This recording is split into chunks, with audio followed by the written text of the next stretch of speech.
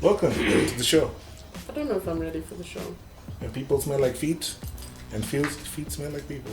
What are you talking about? I don't smell like feet. So today on the show we're talking about the pilot who pushed the lady cop. The British pilot Mrs. who. Officer. Who pushed her and sorry, I didn't like that song. Who pushed her and it was. May I feel it was unnecessary. And there's been a lot of discussion on social media about, maybe she did something to anger him. It doesn't matter what she did, she's a police officer. Yes. Even if she did something to anger him, that's his problem. That's how to deal with it. Mm-hmm. He has to deal with the thing. Like if she did something, let's say, what's the word? Illegal, then he has recourse to, remedy that legally. But otherwise. So, if you haven't seen the video by now, which obviously means you live in a cave or have like a 9-to-5 job. Actually, no, the people who have 9-to-5 jobs are the ones who watch the most videos. Heck, I'm worried. So, what happened was, he's a DP's pilot. He was flying the plane. There were kids running around the plane. Nehru, was it? Yeah, Nehru. Sorry, yeah. Not plane, chopper, yeah? So Helicopter. Running around the chopper and then you just say, chopper style, chopper style. You have to move out of the way of the chopper. Because the chopper needs space to chop. Like in Niger, when they chop. So he told the lady cop to move these people, and then in like 2 seconds he grabbed her cane, which also makes me think he has an anger management problem, because that should have escalated too quickly. He overreacted, and then guys were like, but what are the rest of the Kenyans doing around there? I'm like, man, there's a lot of things that you don't know what is going on. You don't have context. But Onye, would you go and be like, listen? Nah. No? You wouldn't be like, two police officers and a British guy who's the pilot of the DP. There were 2 police officers. That means there's some overzealous secret service, or what do they call the NSIS police officer? Those ones. I'm not about to be involving myself in that struggle. Do you think the pilot was drunk? No, the pilot was not drunk. He was an idiot. And he was, I don't know, maybe a bit... drunk on tomfoolery. Maybe he was a bit narcissistic, or maybe... Yeah, had a grand sense of self. I wanted to also explore like the fact that you said that you would defend the lady, but like there were a lot of guys who were like just shouting from the back or from the front. Because that was a difference. That's like a political rally. Those kinds of situations. There's a lot of volatility already. Kids running around, then these random looking youths who might want to just attack anything like a sandwich or a sheep or you. So you never know, like, unless you were there, you can't say definitively that you could have done X, Y, Z. And also, unless you are him, you can't really say whether he was doing it out of a power thing or an anger thing or a white person thing or a male but thing. But you can't say that he was doing it because he felt he was better than, or like he could get away with it. Either he was better than, or he was just exceptionally angry that day, or... But even if you're exceptionally angry, see, part of adulthood is learning how to deal with Hey, not everybody's an adult, man. So you were saying about how men are bad at dealing with anger sometimes. Yes, so they get to this situation where the only way you deal with anger is to lash out or to keep it bottled up, and then you lash out at some later date. Basically not handling whatever the issue is at the current time.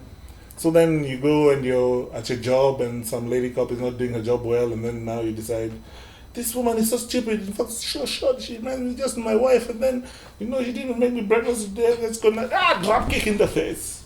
So control your anger, and if you can't control your anger, walk away.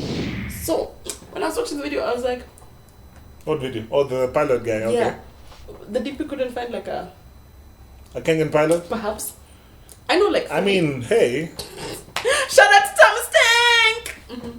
But also, this guy could be. A Kenyan citizen. He could also be a Kenyan citizen. Immigration laws state that you should... If you're applying for a Class D permit, a work permit in Kenya, and you are a non-citizen of Kenya, first of all, you can only be renewed for... 2 years. Yeah, for 2 years. Second, you need to be training a Kenyan to fill that position. If you actually qualify. Like, they have to have proved that they can't find someone in the people who applied who can fill this position, so you have to train a guy. I didn't see another black guy, but it's okay. I didn't see like the 360 video, so it's okay. But also he could be a resident, because residents get like different treatment than... Can residents vote? No. Why do people accept nonsense? Comes from many things, I think. For example, the last time you accepted nonsense, why did you accept nonsense? Never mind. Why do people accept nonsense? I don't know, because they don't want to ruffle feathers, they don't want to cause a stir, they don't want to, challenge the status quo. There's a lot of things that they feel like if they speak up, or if they say, you know what, this is wrong and I can't accept it, then they'll be, they'll be, the words escape me. Victimized for standing up. They'll for be victimized, or the people will be like, embarrassed. Embarrassment. Oh, that's a big thing actually for people. I hear causing a scene, being embarrassed. Oh, you hear? I hear. A lot of people complain about Art Cafe and like racism at Art Cafe, and there's always like something or someone writing about whatever. But I'm always like, but when this stuff was happening to you, did you not speak up? Did you not say something? So we're just you saw this thing happening, and then you're like, I think maybe there might be some inferiority complex like when as people well. wait for 35 minutes for a menu, I'm like, you waited 35 minutes for a menu? Like there's so many things that happen at the same time, but we can't just like not talk about it, because that develops a culture where we're content with accepting mediocrity for things that we're paying for, things that you're, I don't know, entitled to. Yeah, like Wi-Fi. Good service. Government amenities. Like good service to Zuku. Just call them and yell at them every time. Even DSTV, with this the new plan. If they don't do it nicely. DSTV started putting premiership spots on the compact options. I wonder why that is. Maybe they watched a video. Or maybe they're feeling kind of pressured. Just a smidge. Yeah. DSTV do better. You're still not doing. Nah. Kenyans do better. Kenyans, you can't be those guys where things are just happening and you're sitting back doing nothing about it and accepting it the way it is. I mean, it'll get to a point of critical mass where you can no longer accept it, and if you let it build up, as opposed to continuously addressing the issue, if you let it build up to that point, things are going to explode again. Yeah. And we don't like that. Don't accept and move on. That's some bullshit. I stand with causing. Stand for the cause. Stand up for yourself, man. Stand up for yourself. Exactly. That's the only way to do anything.